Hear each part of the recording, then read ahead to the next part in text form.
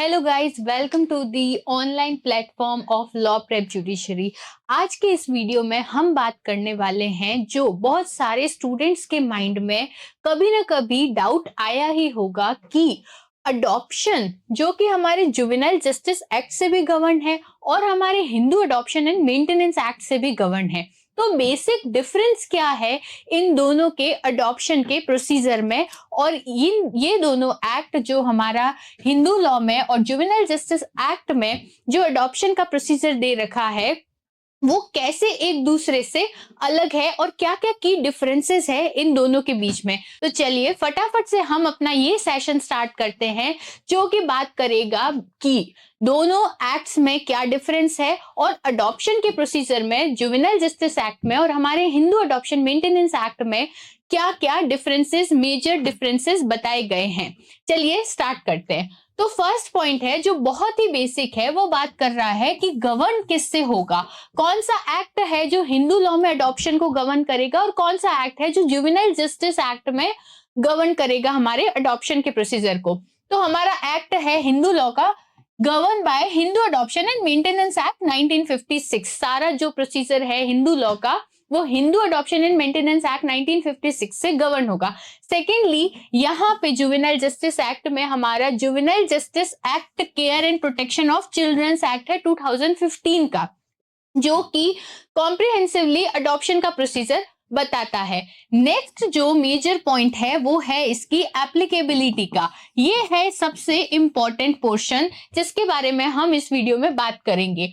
तो जो हमारा हिंदू लॉ है वो एप्लीकेबल है हिंदूज पे, सिख्स पे, जैन पे एंड बुद्धिस्ट पे, लेकिन जो हमारा जुवेनाइल जस्टिस एक्ट है वो applicable to all children in need of care and protection irrespective of religion, चाहे वो हिंदू हो, मुस्लिम हो, सिख हो, पारसी हो, बौद्ध हो, जैन हो, सिख हो, सब पे हमारा juvenile justice care and protection act applicable है। क्या मतलब हुआ? इसका मतलब ये हुआ कि वो बच्चे जो इन need of care and protection है हमारे जेजे एक्ट के सेक्शन 2 क्लॉज 14 में, वो सभी बच्चे irrespective of their religion can be adopted under JJ act. Next जो पॉइंट है वो है पर्पस से रिलेटेड। तो हिंदू लॉ में हमारा पर्पस है कि adopted child the same rights, privileges and status if he और she were a biological child of the adoptive parents. और इसमें हमारा पर्पस है जेजे एक्ट में to ensure the welfare and rehabilitation of children in need of care and protection. जो बच्चा need of care and protection में है उसका रिहेबिलिटेशन करना। और सेम बात हिंदू लॉ में है कि जो बायोलॉजिकल चाइल्ड है उसके बराबर अडॉप्टिव चाइल्ड को राइट्स देना। ये है हमारे पर्पस दोनों एक्ट्स में।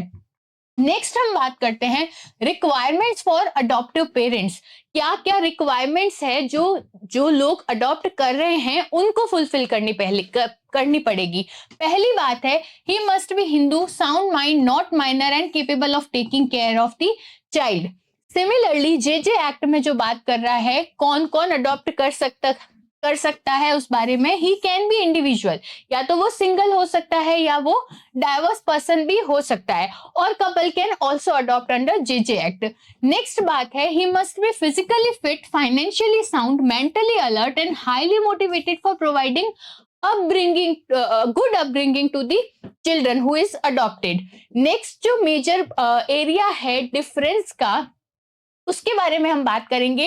ध्यान से सुनना इस चीज को, बहुत ही इंपॉर्टेंट चीज है।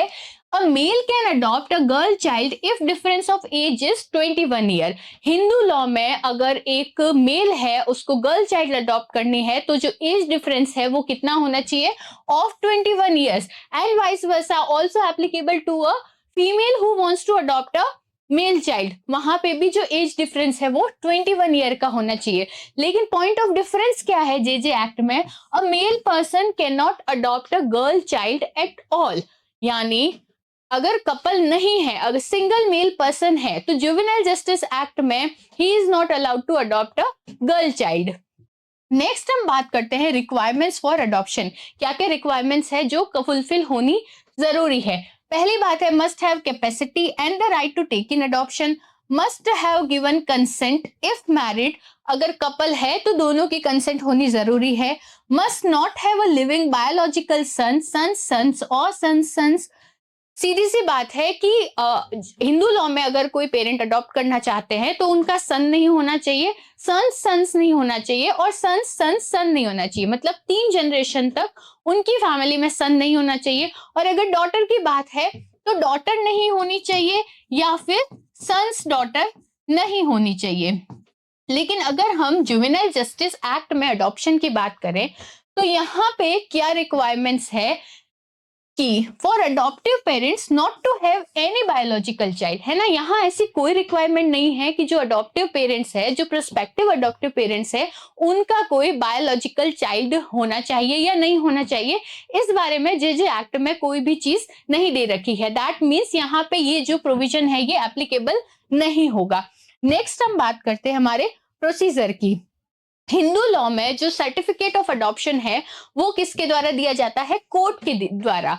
वाइल जेजे एक्ट में जो सर्टिफिकेट ऑफ अडॉप्शन है वो देगा हमारा डिस्ट्रिक्ट मजिस्ट्रेट। सिर्फ डीएम के अप्रूवल से ही अडॉप्शन हो सकता है।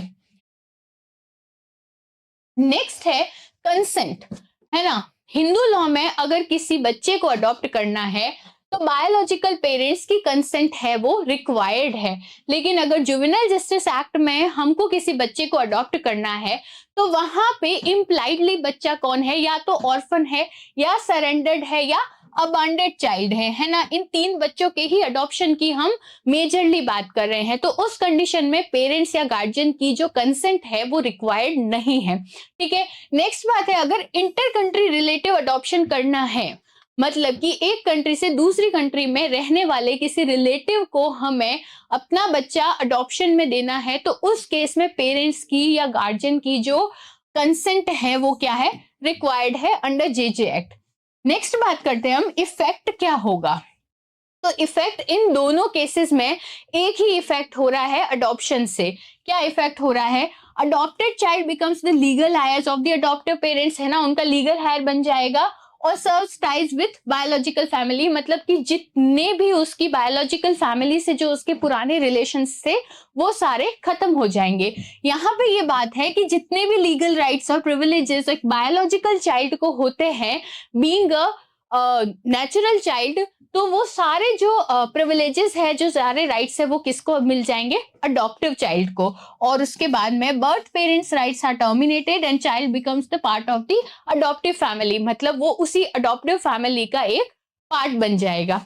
नेक्स्ट जो बात है ये हमारी इस दोनों पे एप्लीकेबल है, चाहे अडॉप्शन जुवेनाइल जस्टिस एक्ट का हो या हिंदू लॉ का हो। एक बार अगर वैलिड अडॉप्शन हो जाता है तो फर्दर उसको कैंसिल नहीं किया जा सकता, एक्सेप्ट अगर फ्रॉड या मिसरिप्रेजेंटेशन का मैटर है तो हमारा ये वीडियो बहुत ही एक शॉर्ट वीडियो था, सिर्फ आपको मेजर डिफरेंस बताने का पर्पस था between juvenile justice act and Hindu law in the procedure of adoption. I hope आपको ये वीडियो अच्छा लगा होगा और बहुत सारी इंफॉर्मेटिव वीडियोस के लिए, जानकारी के लिए सब्सक्राइब करें law Prep judiciary. Thank you so much.